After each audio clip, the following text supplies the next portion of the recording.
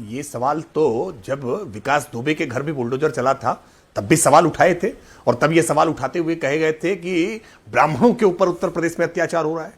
और यही सवाल उठाया जाता है जब मोहित खान के यहां बुलडोजर चलता है। सच बात तो यह है कि ये बुलडोजर इलीगल इंक्रोचमेंट्स पर चलता है, ये इलीगल तरीके से अर्जित की गई संपत्तियों पर चलता है।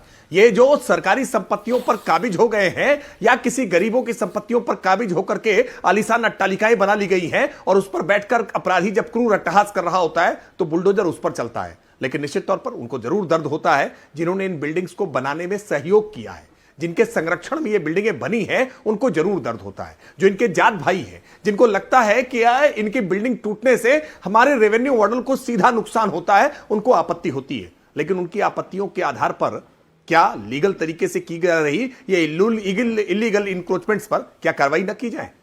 देश में जहां भी एक बड़ी समस्या के तौर पर धर्मांतरण स्थान स्थान पर दिखाई पड़ता है। यह धर्मांतरण कोई आज एक नई चुनौती के रूप में सामने नहीं आया है, लेकिन धर्मांतरण की इस चुनौती को डील करने के लिए आज जहां जहां भी भारतीय जनता पार्टी की राज्य में सरकारें हैं वहां हम कठोर कानून लेकर के आए हैं और इन कठोर कानूनों का हमने अनुपालन सुनिश्चित किया है। और धर्मांतरण कराने वाले ऐसे अपराधियों के मन के भीतर एक दहशत का होना अपरिहार्य है, आवश्यक है। और इसके लिए न केवल कठोर कानूनी कार्रवाई की जाए बल्कि वो सारी संपत्तियों को भी जमींदोज किया जाए। 3 करोड़ की लागत से 40 कमरों का एक आलीशान बंगला बनवा लिया 2022 में।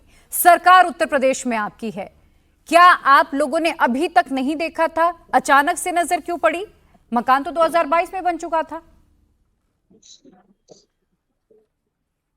देखिए, कोई मकान कहीं पे बन रहा है तो ये जरूरी नहीं कि हर मकान पर सरकार नजरें गड़ाए बैठी रही और उसको इन्वेस्टिगेट करती रहे कि कौन सा मकान किस प्रॉपर्टी किस पैसे से बन रहा है। बहुत सारी ऐसी गतिविधियां होती रहती हैं, हर गतिविधि सरकार के नजर में रहे या आवश्यक नहीं हो सकता है। और इसलिए मैं इस बहुत गंभीर मुद्दे पर बहुत जिम्मेदारी के साथ कहूंगा कि यह जिम्मेदारी समाज की, पत्रकारिता की, ये सामाजिक संगठनों की, राजनीतिक दलों की, इन सबकी मिलकर के साथ में है और निश्चित तौर पर सरकार की। हम इस जिम्मेदारी से बिल्कुल पीछे नहीं हट रहे। लेकिन सरकार के संज्ञान में जैसे ही मामला आया, सरकार ने सभी मामलों के पहलुओं को ध्यान में रखते हुए इन्वेस्टिगेट किया, गिरफ्तार किया, जेल भेजा और पूरी संपत्ति पर बुलडोजर की कार्रवाई की।